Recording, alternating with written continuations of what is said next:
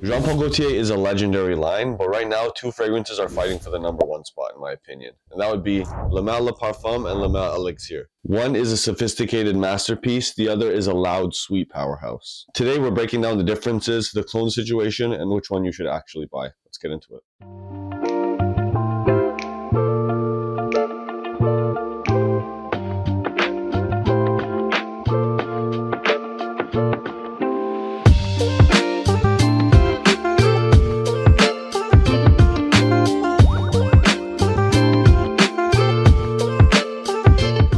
Starting with Male Le Parfum. This is the grown-up Male. It's built on lavender, cardamom, and a really smooth iris that gives it kind of a powdery, buttery texture. For me, this is the winner in most occasions because it's smooth enough for the office, but still sexy and seductive enough for a date night or a night out. It just has that sophistication to it, you know? It has this polished matte black DNA that just feels high-end.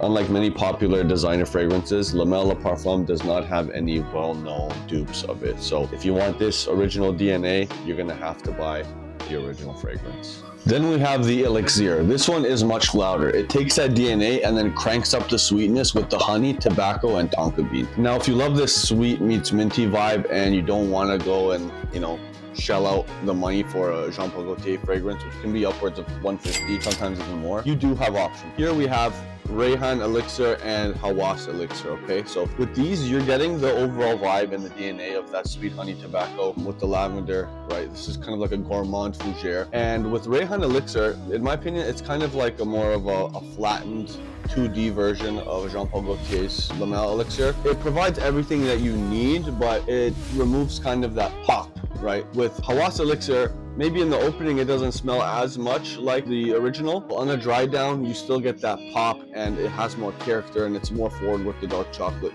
On the dry down, I actually think this one smells a little closer to the original. In any case, when we're talking price, both these are relatively the same price. This was about $40 for me and I paid about $50 for this, but I have seen instances where this goes for $70, which I would say it's definitely not worth it. The performance is not as good as the original, the projection is not as good, and it doesn't have that X factor. This for $50, always a good value. Great purchase. It has that kind of pop that the original does. It sits on the skin for 10 plus hours and it has that awesome sweet meets minty chocolate forward vibe, and I really like this one. But regardless, these are two great inspired by fragrances for Male Elixir, and that's the thing with this comparison is that Male Elixir has endless dupes while Male Le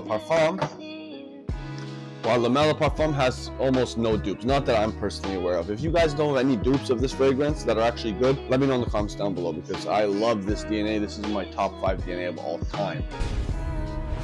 So which one wins? In my opinion, if you couldn't already tell, I would say go with the Male Le Parfum. It's more versatile, it's less in your face, it's more sophisticated, but it's still sweet, sexy, and mysterious. That said, there still is always a place for the Male Elixir, especially if you're going for that more loud, clubby vibe in a cold weather environment. These are both great cold weather fragrances. This one is just a little bit more in your face if you're going out for, like, for example, a club or a party in the winter.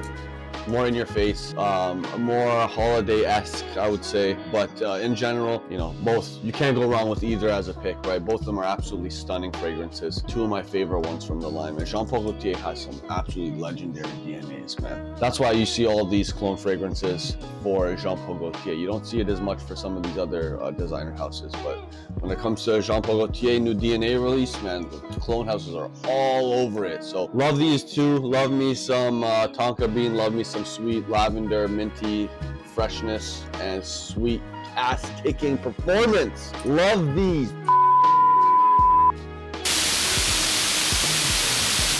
Amazing. Pull the pin off that motherfucker right now.